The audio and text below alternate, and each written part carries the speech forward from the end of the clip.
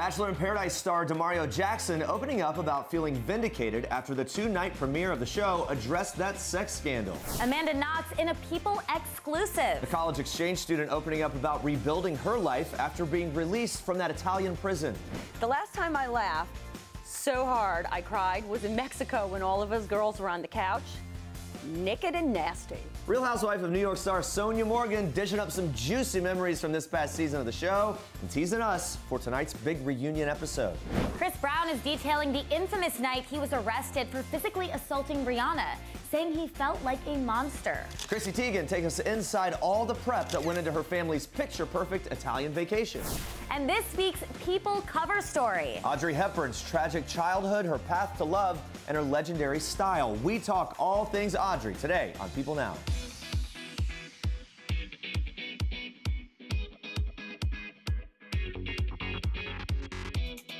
Happy Hump Day, People.com and Facebook Live. Welcome to the show. A great one for you today, including the always hilarious Chrissy Teigen revealing one of her most epic wardrobe malfunctions ever. Now, in honor of that whole thing, we want to know what your worst fashion fail has ever been. Let us know in the comments below. I want to say mine was the puka shell necklace. It should have never happened.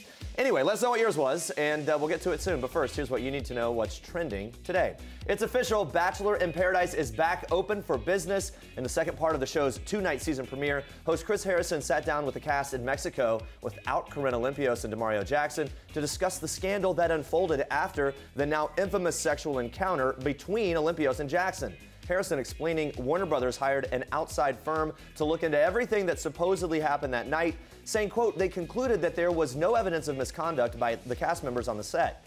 Following that recap, Harrison and the cast covered a number of heavy topics, including whether they believed race played a part in the scandal and its explosive aftermath. Meanwhile, cast member Raven Gates bravely opened up about a painful past experience of sexual assault in her own life and how that impacted her reaction to Olympios and Jackson's situation. Watch this. There was a point where I was sexually assaulted, and so I guess that's why I took this kind of really personally. So I hope this situation doesn't deter actual victims from coming forward. Now, that prompted a candid conversation between Harrison and the cast about the meaning and importance of consent.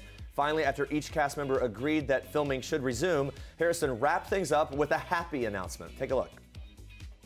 With the power vested in me, I now declare Bachelor in Paradise back open.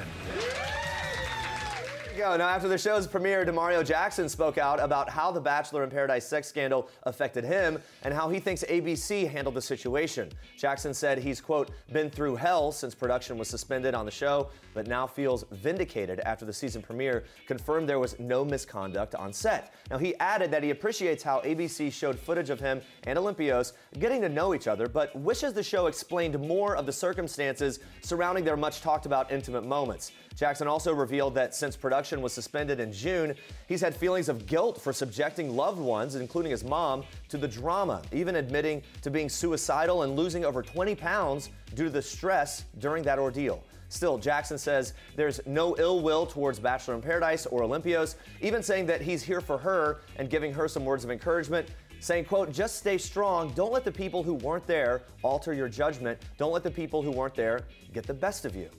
Now moving on to this. Slowly, as I've been able to rebuild my life, I felt like I could finally join the rest of humanity in the way that most of us take for granted again. But a large part of that is because I'm not being hunted anymore. There's nothing about my experience that says that I am not allowed to interact with the rest of humanity. I defy that. So the expectation was that, of course, I would want to disappear into oblivion, and no one would ever know about Amanda Knox anymore, because, of course, that's the only reasonable thing that a woman would want to do. And I think that's wrong. That's Amanda Knox, the college exchange student who was convicted of murdering her roommate Meredith Kircher in Italy and sentenced to 26 years in prison before an appeals court overturned the ruling not once, but twice. She is opening up in an exclusive interview with People about rebuilding her life after being released from that Italian prison. You can catch it all streaming now on the People Entertainment Weekly Network. As Amanda tries to move on with a normal life, she became public on Instagram, and she shares why it was so important to her. Watch.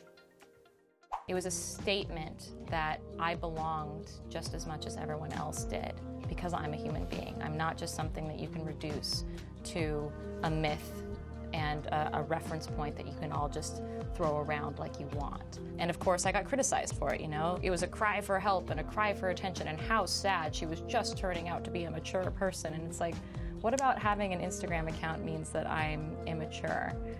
Except that I know what Instagram is. Now, that's not all that she shared. Knox says she's found new love in her life. Her boyfriend, Chris Robinson, they met at a 2015 book party after she reviewed a novel that he co-authored. They moved in together last year into a Seattle bungalow and are currently working on a reality TV project. Take a look at her talking about her future with Chris and exciting things that she has coming up, including planning her sister's wedding. My little sister is getting married this November, and I'm having a blast coming up with awesome ways to make her feel special about that really important decision in her life. You know, I don't want to get married for the sake of getting married. My hope is that I have a partner with whom I can continue to take on the world with.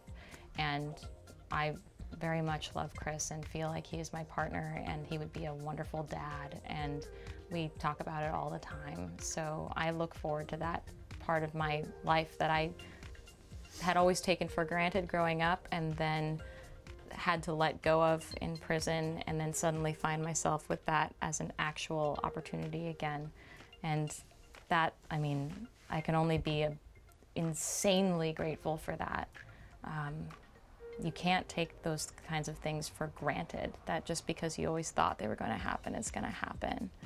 I'm really lucky, and I think you know, we all have to work hard to make the most of the opportunities that are presented to us. Knox also shares more about her life with her new boyfriend, Chris Robinson, both focusing on writing as their profession, and Amanda even revealing what she loves so much about her new normal life with Chris. Watch. Right now, I have an incredibly blessed life where me and my partner both write for a living and somehow support ourselves doing it. We can't buy a house yet, and we can't afford to have a baby yet, but like the ideal scenario would be one where I'm able to write about other people as well, to write about ideas that need to be conveyed and to, you know, be actually paid for it.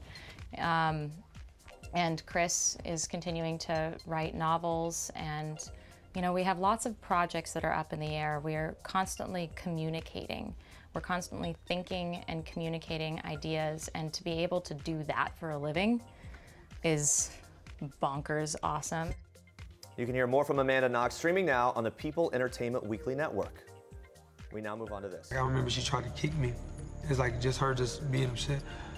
But then I really hit her. Like I with a closed fist, like I punched her, you know, and it busted her lip.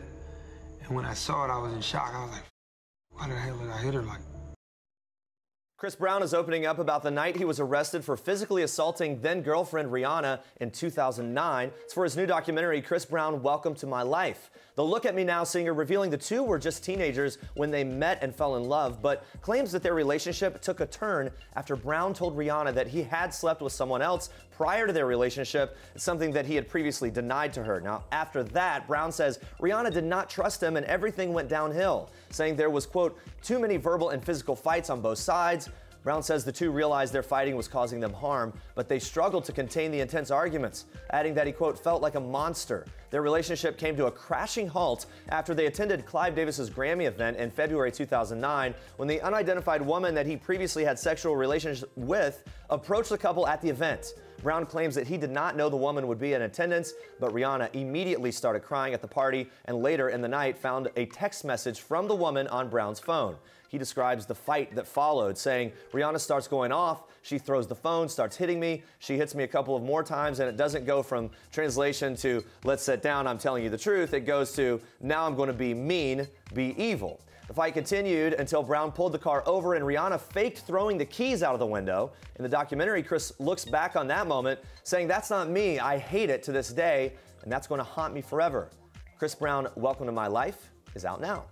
I'm interested to see that because he's so upfront about, at least from his perspective, everything that happened Yes, there. definitely. Yeah. All right, let's check in with Facebook Live. In honor of Chrissy Teigen's fashion mishap with baby Luna, we want to know what's your biggest fashion fail? All right, Samantha says, my MC Hammer pants, though they were trendy, I was wrong. John says, wearing a dress shirt with a pocket protector. I don't even know what that is. Oh, the pocket protector, so the pins can all stick in there without damaging the material. Not that I've worn one, not that I have any idea what that is. I feel like you have. Keep the since I know everything about it. Keep the Facebook comments coming in. We'll check in with you again soon. But first, Andrea, more for us in Star Trek's Chrissy Teigen. Jeremy, we are kicking off Star Treks with a mama fashionista who had a bit of a wardrobe slip-up. Chrissy Teigen's Italian vacation might have looked picture perfect on Instagram, but the 31-year-old star admits to quite a few wardrobe malfunctions while traveling abroad with her little girl, revealing, quote, if anyone sees a photo of me sitting in a square in Venice with my entire cleavage hanging out, it's because Luna ripped both of my buttons off and threw them to the side. I haven't gotten a chance to explain that one, but kids don't care. You have to laugh all that stuff off. Hey, at least she's very adorable, right, Chrissy? The hot mama collaborated with her stylist to pack lots of chic looks for the family trip, telling people, sometimes I won't leave the house for days, and then when I do, I want to look really great. When it comes to who has the best wardrobe in the family, Chrissy can't help but be a little biased, admitting, I have the best wardrobe. You know, with kids, the uglier it is, the more they love it. And John has his staples that he loves. But I do have a pretty amazing closet. I don't think it's about crazy pieces you can only wear once. I love to mix and match. Well, keep doing you, Chrissy. Chrissy, we always love your style. All right, now moving on to some exclusive inside scoop from a This Is Us castmate. This Is Us star Sterling K. Brown just sat down with People and Entertainment Weekly editorial director Jess Cagle, where he opened up about Randall's storyline going into season 2. Watch this. This is from 201, okay? So first episode back, right? And Randall and Beth, if you remember from 118, the season finale, he's contemplating adoption. He wants to sort of fulfill his, the legacy of his parents, Jack and Rebecca, honor William's memory by adopting. Beth doesn't quite see it exactly the same way that Randall does, right? So they're having a conversation, if you will, around this whole adoption issue. So he goes to seek some counsel, sage counsel, from the woman that he loves just as much as his wife. So he goes to see Rebecca. And she tells him that it wasn't automatic for her. When she first saw me as a baby, she had to be convinced by Jack. And Jack was just insistent, and he pushed. And sometimes there has to be that person in the marriage who pushes, who sort of guides the other person in the direction that they need to be. And she talks about how the stranger became her child, this child became her life. And that's me, that's Randall, right? The adoption storyline is big. And the way that we go about it transforms from Randall's original perception of how he thinks it should be. So Beth and Randall come up with a compromise together for what works for them as a couple, similar to how Rebecca and Jack did, but it looks a little bit different. That's all I can really say without tripping up too much more. Love those teasers. Sterling also opened up about his TV sibling, Chrissy Metz, revealing there might be some tension going into the second season between her character and Rebecca. This Is Us returns to the small screen Tuesday, September 26th. And for even more on the hit NBC show, make sure to check out Sterling's full Jess Cagle interview, streaming now on the People Entertainment Weekly Network. All right, watch this. Oh, gosh. Well, I'd love to kiss Ryan Gosling again, who I did kiss on SNL. Or like Kristen Stewart. That was pretty awesome. I got to kiss her on SNL. And I got to kiss Chris Pratt on SNL. And gosh, I don't even remember what the question is, but sorry. Okay, Vanessa, that's just not fair. You got to share the love here. The hilarious SNL veteran is spilling all the beans in an exclusive video streaming right now on the People Entertainment Weekly Network. In the clip, Vanessa talks her favorite delivery service, most awkward on-camera moment, recurring nightmare, and more, so make sure to check it out. And those are your Star Treks for today. Stay with us. Comedian Marlon Wayans is opening up about the Charlottesville protests and how he wants to bring the world together. Plus, we're going inside the iconic Audrey Hepburn's life and troubled childhood. Stick around. This is King Cutie in People. His Royal Highness Prince George Alexander Louis of Cambridge. These are George's parents, George's home, his Nana, the Queen, and his staff of 644 Englishmen. This is George's dog Lupo, who inspired his favorite book, The Adventures of the Royal Dog Lupo. One George will share now that he's a big brother. People. The details make the story. Don't miss this week's People. Well, guys, this tweet that former President Barack Obama released on Saturday as a result of the violent rally in Charlottesville, Virginia, has become the most liked tweet in history on Tuesday. Along with a strong image, Obama included a Nelson Mandela quote. It said, "No one is born hating another person because of the color of his skin or his background or his religion." He also sent out 2 follow-up tweets. Now, Ariana Grande's tweet following the Manchester terrorist attacks now holds the spot as the second most liked tweet in history. And Ellen DeGeneres' epic Oscar selfie from the 2014 Academy Awards still holding strong as the 3rd most liked tweet of all time. Now, Obama has also set a record for most retweets ever. He takes the 5th spot from the top of that chart. Marlon Wayans just stopped by to promote his new NBC show, Marlon, and we talked about the tragedy in Charlottesville. Wayans has been very vocal on social media about this, and he shared with me his thoughts as a dad. It doesn't even deserve attention. It should just be taken care of. Poor little girl, poor woman had to die because of this. My daughter was one of the people that would be on that front line, you know? And you know, as a father, you know, that's disheartening that my child got to die for this, and I hope she doesn't die in vain. I hope that we all stand up and not allow any kind of racism or any kind of fear feed you. We need to change our system. This is not America. I don't know what this country has become in the last 8 months. It's not America.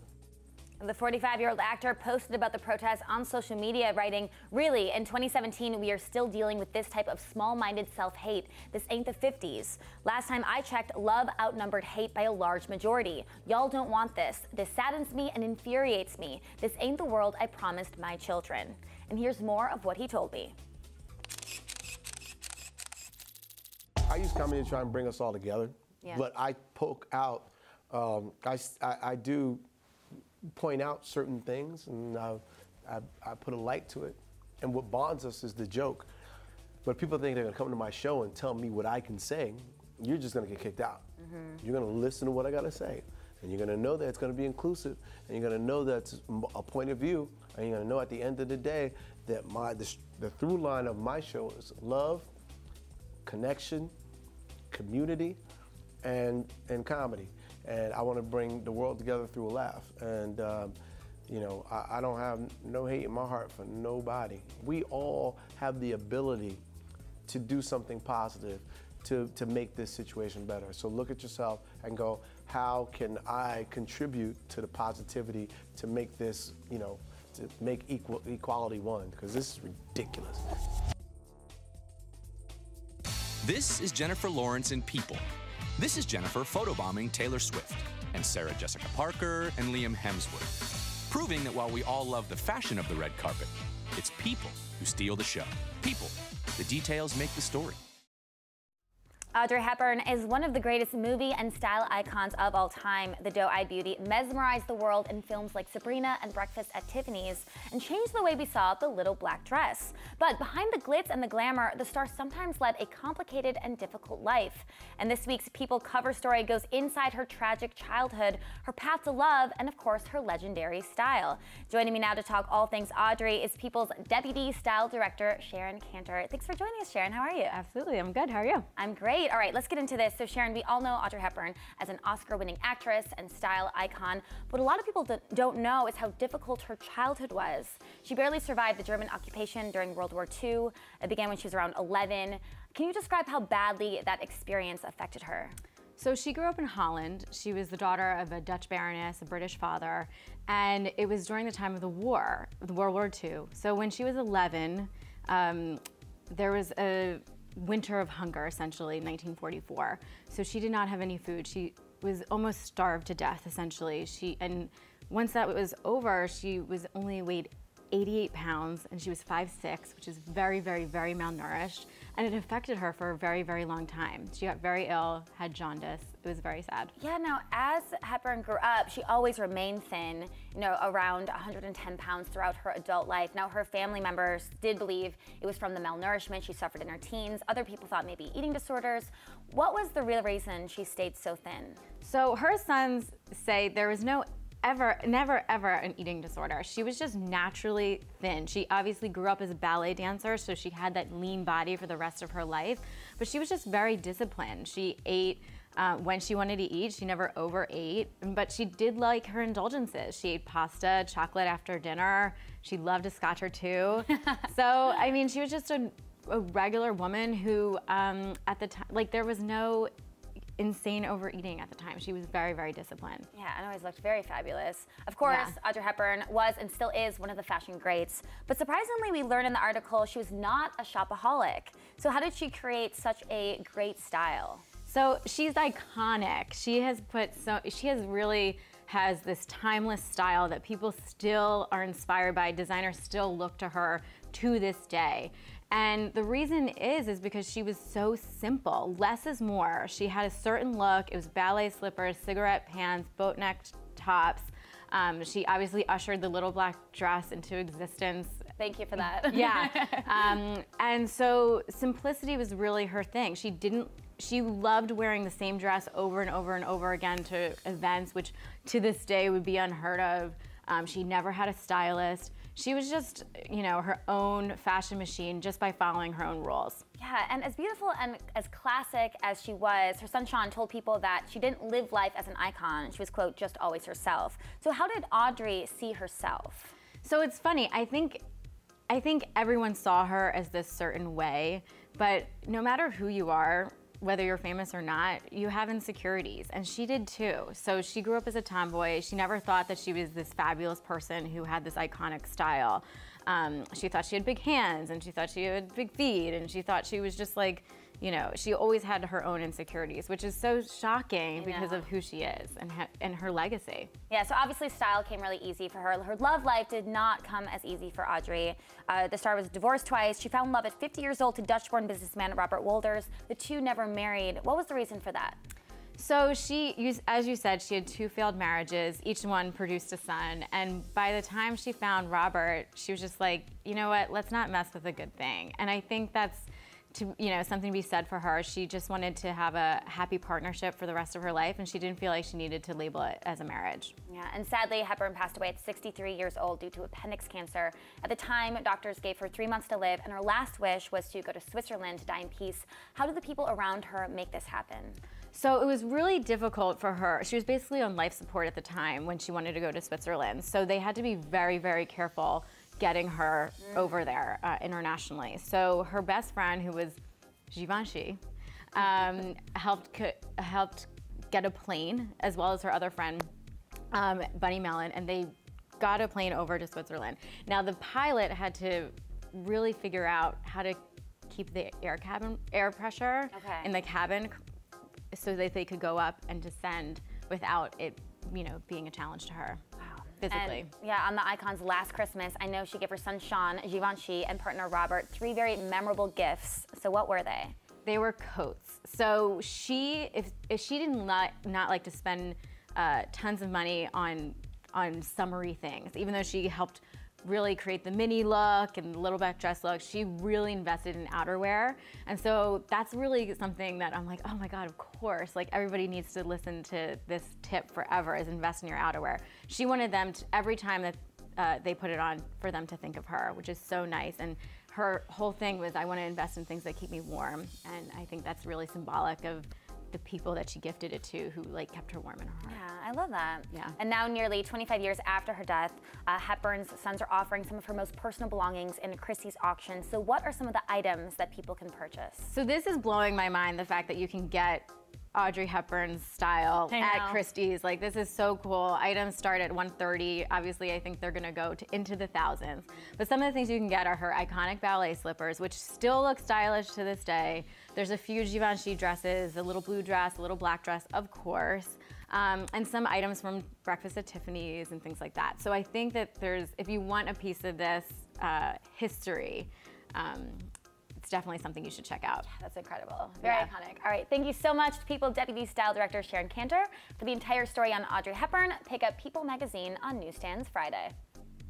Any long-distance relationship is not easy, but we have an amazing FaceTime relationship. We sit on FaceTime a lot throughout the day, and it's amazing. You know, for once, I have a boyfriend who understands exactly what I'm going through, and his schedule is almost busier than mine. It's probably busier than mine, actually, and so it's amazing to just have someone who understands and motivates me more than I've ever had. How cute are Lindsey, Elle, and Bobby Bones? The country up-and-comer could not stop gushing over her radio DJ boyfriend. But it isn't always easy dating in the public eye. Back in June, Lindsey was unexpectedly dropped from a show in Sacramento due to her relationship with Bobby. But now she says the incident led to a whole new outlook on love in the spotlight. Watch this. You know, when we were talking about officially dating, we were scared. He was worried he was going to ruin my career because of his position in radio. And eventually we were like, you know what? We're just going to, happiness is so important for anybody to be happy in life. And we're just going to live our lives and hope that it's not going to interfere with anything. And in Sacramento, I never wanted that whole thing to happen. All because of your relationship with him. Anything like that to happen, and all I wanted to do was just apologize to my fans because they thought that I was going to show up at this show. Of course, right. And so I just wanted to let them know that I wasn't going to be there for, you know, not a reason that I didn't want. And so if anything out of that whole thing, it showed me like the army of fans that I had and the level of support and love that was happening on Twitter throughout the whole day. And I just really feel like personal life should be your personal life. And people can talk about it as much as they want, but then your career should be your career. And I really think that as a musician and as a songwriter and as an artist, music should always be judged on its own merit. You know, if it airs a bigger discussion of how many talented females there are in Nashville right now and how music should be judged just on how great it is itself, then I'm all for that. You go, Lindsey. You guys make sure to catch the country star's brand new album, The Project, available now. After the 1984 Olympic Games, I went to Honolulu. I was there for Speedo for an appearance, and somebody came up to me, one of my hosts came up to me and said, well, your father's here. And I said, my father can't be here. He's in San Diego. He would have told me if he was going to come to Hawaii. And he said, no, your biological father. And asked if I wanted to meet him, and I said, sure. And so I met Fuvali, and it was very emotional for him. He didn't say a whole lot, but he did let me know that he did want to raise me. Olympic gold medalist and diving legend Greg Louganis spent his entire life wondering about his biological parents that gave him up for adoption and has a whole new family thanks to being reunited with his biological father. Greg is now opening up to People in an exclusive interview streaming now on the People Entertainment Weekly Network. The Olympic diver made waves in the sports world when he revealed that he was HIV positive. Take a look at this exclusive clip of him looking back at that time in his life. Watch this. My name is Greg Louganis. I'm gay, and I'm HIV positive. It was interesting because I was diagnosed HIV positive 6 months prior to the Olympic Games in 1988. And then my dad, I believe in '89, was diagnosed with cancer. Because of his cancer diagnosis, I came out to my dad about my HIV status. So then that was real bonding time for us because then we started looking after each other. Did you call him? Tell him to get his lazy ass over here? This is the problem with standardized testing. Lawns don't get mowed. Have a nice day, Ida. I'm gonna call him. And tonight I have some sea bass. I bought more than I can eat, so no need to defrost the Pepperidge Farm coconut cake or whatever other delicacy you had planned. That's actress Holland Taylor starring in the AT&T Network's new show, Mr. Mercedes. The Stephen King adaptation is our Toyota People Pick of the Day. And if you love a good thriller, this is the show for you. It's about a serial killer who taunts a retired police detective into undertaking a private and dangerous crusade to bring the killer to justice before he strikes again. But Taylor, who plays the comedic relief of the show, says horror isn't exactly her cup of tea. Watch this.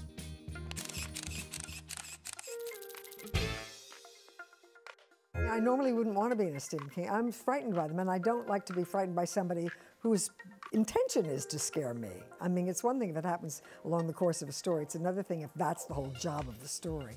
But David Kelly adapted this for television, and I've worked for David once before in the practice, and he is a great writer and a great creative director of a show, and he wanted me to do it.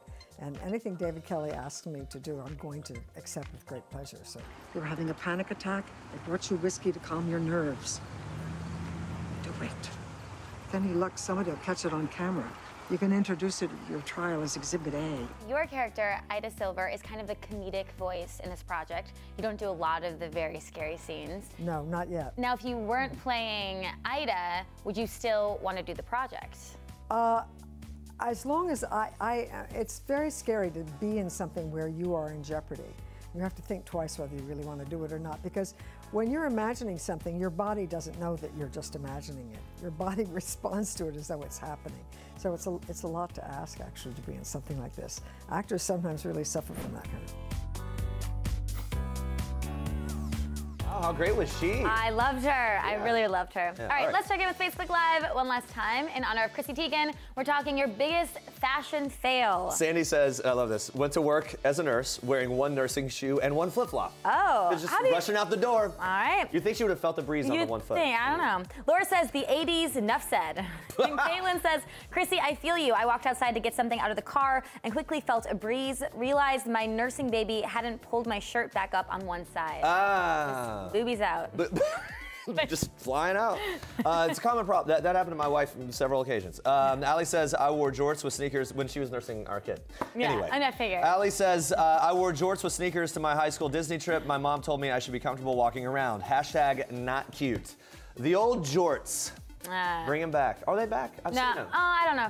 I'm not sure if a they're version back. of them. Yeah. Everything that comes back has a little modification. I think that helps. Yes. Anyway, thanks for watching, guys. Thanks for all these fashion stories and opinions that we were able to give. Be sure to tune in again tomorrow, 8:30 a.m. Eastern. Marlon Wayans is back dishing on reuniting with Regina Hall for his new Netflix movie, Naked. Plus, Blackish star Yara Shahidi is talking her hit show, Blackish, and all those Emmy noms. Yes, thanks for watching. And for now, we leave you with one last thing from Real Housewives of New York star Sonia Morgan. And if that's not enough for you, make sure to watch her in the epic New York reunion tonight on Bravo. See ya. Bye, guys. I'm Sonia Morgan, and this is one last thing.